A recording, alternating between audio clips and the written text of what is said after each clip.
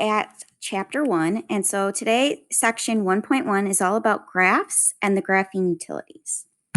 So our objectives for this lesson is we are going to graph equations in the coordinate plane. We're going to use a graph to determine the intercepts, and we are going to interpret information given a graph. So just a quick reminder about the coordinate system. A coordinate plane is created by an x and a y axis intersecting perpendicular to create four quadrants. So as you can see from the diagram, remember the x-axis is the horizontal line. When you move to the right, you're heading towards positive numbers. When you're heading towards the left, you're heading towards negatives. The y-axis is the vertical line. Heading up, you head towards positive numbers. Heading down, you go towards negatives. The four quadrants are going to start in the upper right-hand corner and you move counterclockwise. And we plot ordered pairs with x first, so always moving left and right, followed by y. And remember, an ordered pair is always written in with parentheses. So, graphs of equations. A relationship between two quantities can be expressed as an equation in two variables. A solution of an equation in two variables, x and y, is an ordered pair of real numbers that satisfy the equation. So one method for graphing is called the point plotting method. This is where you substitute in values for x and you get values for y. Okay, so we're basically creating a table of values. It is going to be super important when we are graphing to understand the different shapes of the graph. If you don't know the function's original shape, you could potentially graph something incorrect because you might make a mistake when you are creating your table and basically doing mistakes with your algebra. So understand on the far left, if you have something like y equals x, so basically your x value here has no exponent. It technically has an exponent of 1. You have a line. And so that's why the picture below shows us a line. When you have something like y equals x squared, so you have an exponent of 2, this is a cubic graph. Or sorry, not a cubic, a quadratic graph. And so when you have a quadratic, you have the shape of a U. So right below it, notice that U is heading up. It could potentially head down as well. Anytime you have something like y equals the absolute value of x, so remember those absolute value bars there tell us that whatever goes inside the absolute value will always come out positive. Below, you'll see that the graph will always be in the shape of a V.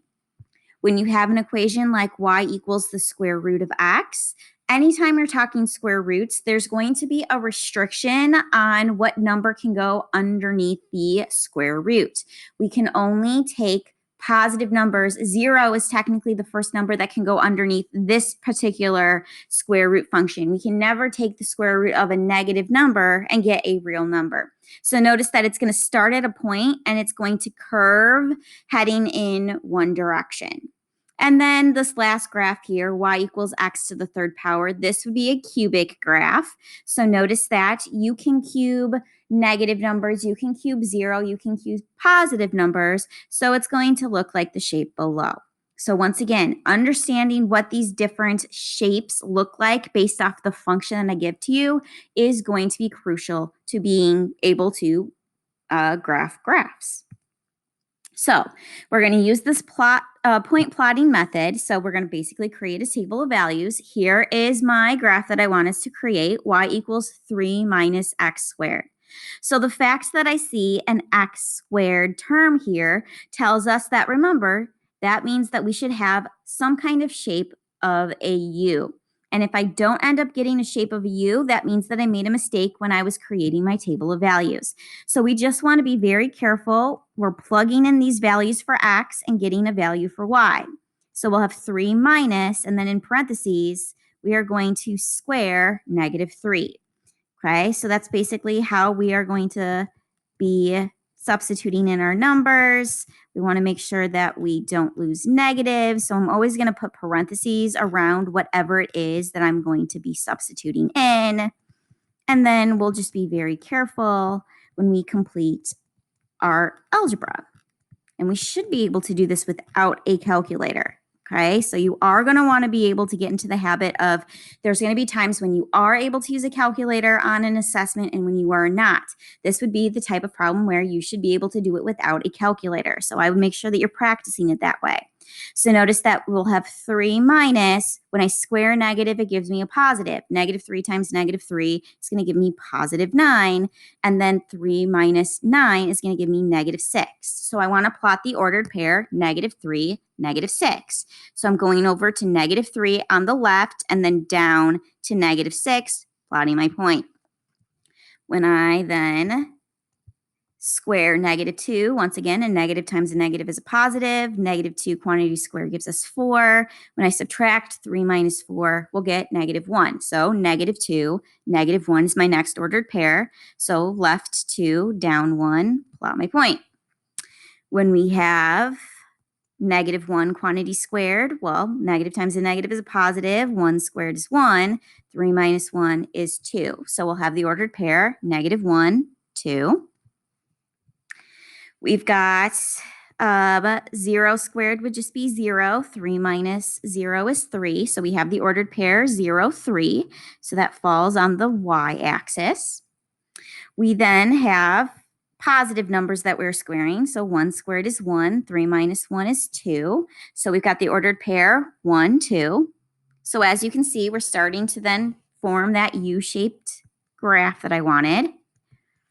2 squared is 4, so we'll have 3 minus 4 here, which once again is negative 1. So we'll have the ordered pair 2, negative 1.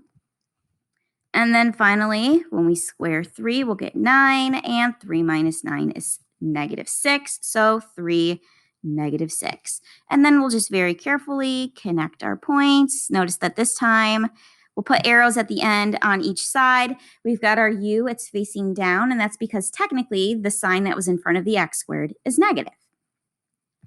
So go ahead and take a second, try this checkpoint problem, see if you can create the shape of the graph for y equals the absolute value of x plus 1 using this point plotting method. So hopefully you paused the video and this is what you ended up with. You should have had the ordered pair negative 3, 4, negative 2, 3, negative 1, 2, 0, 1, 1, 2, 2, 3, and 3, 4. So once again, anytime we have an absolute value, we should have a shape of a V. And notice that I have arrows on either side.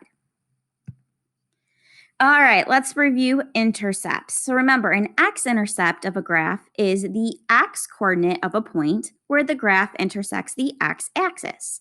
So that means that the y-coordinate is going to have to be 0. The y-intercept of a graph is the y-coordinate of a point where the graph intersects the y-axis, and this means that the x-coordinate will always have to be 0. So the x-intercept falls on the x-axis, y-intercept falls on the y-axis. So understand that depending on what shape your graph takes, you could potentially have no x-intercepts and one y-intercept. You could have one x-intercept and no y-intercepts. You could have no intercepts at all. You could have several y-intercepts and only one x-intercept, or you could have the exact same x and y-intercept if it lands at the origin. So these are just a few of many scenarios that could take place as far as intercepts go. You could have one, you could have none, you could have several. So let's take a look at these practice problems here. We're going to identify the intercepts based off of the graph. In part A, notice we're looking at a line. So to identify the x-intercept, we're looking at the spot of the line that touches the x-axis. It only touches that one spot. I do want you to write your ordered pair write your intercepts as ordered pair, so in parentheses. Notice that my x-intercept, well, it touches the x-axis at 4, and remember then your y value has to be 0 in order for it to fall on the x-axis.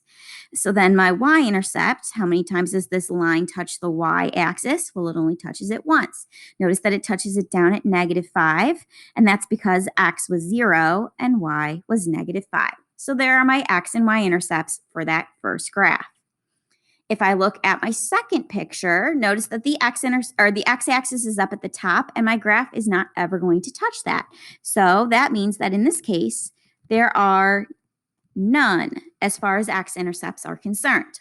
However, there is one y-intercept when I look at this picture. Notice the graph touches the y-axis at the spot down there at -6. So once again, as an ordered pair, that would be 0, -6.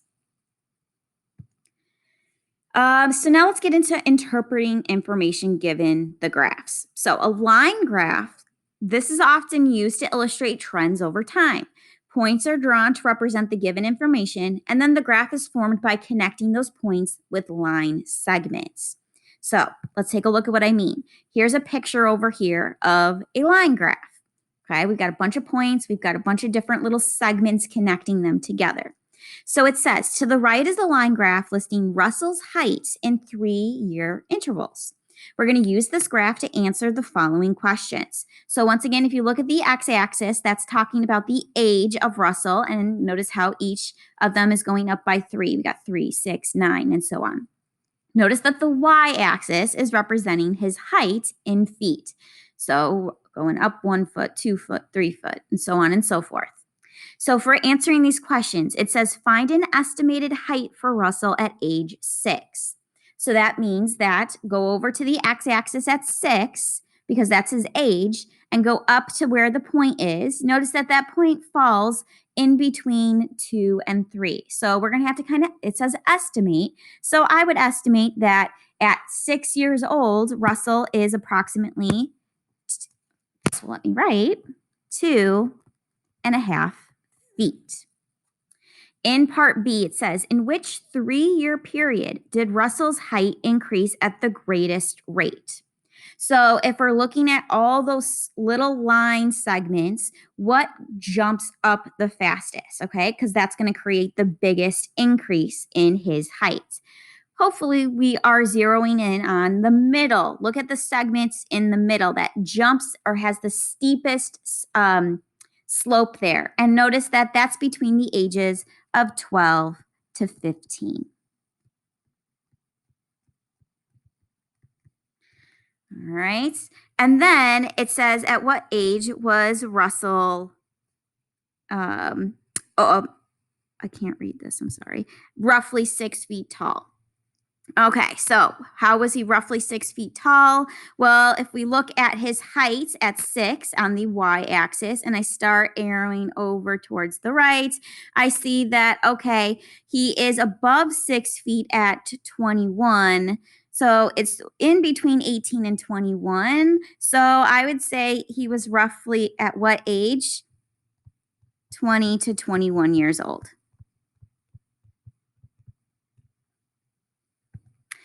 All right, so I would like you to pause the video, see if you can interpret this, the questions based off of this line graph here.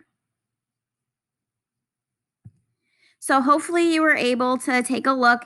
I know the x-axis was maybe a little bit hard to understand. Those arrows kind of pointed to what year it was representing. But when it says find the estimated sale of trucks in 1995, I went over towards the right-hand side. And if I then go up, I have this nice line right here where we were at that 500,000 mark.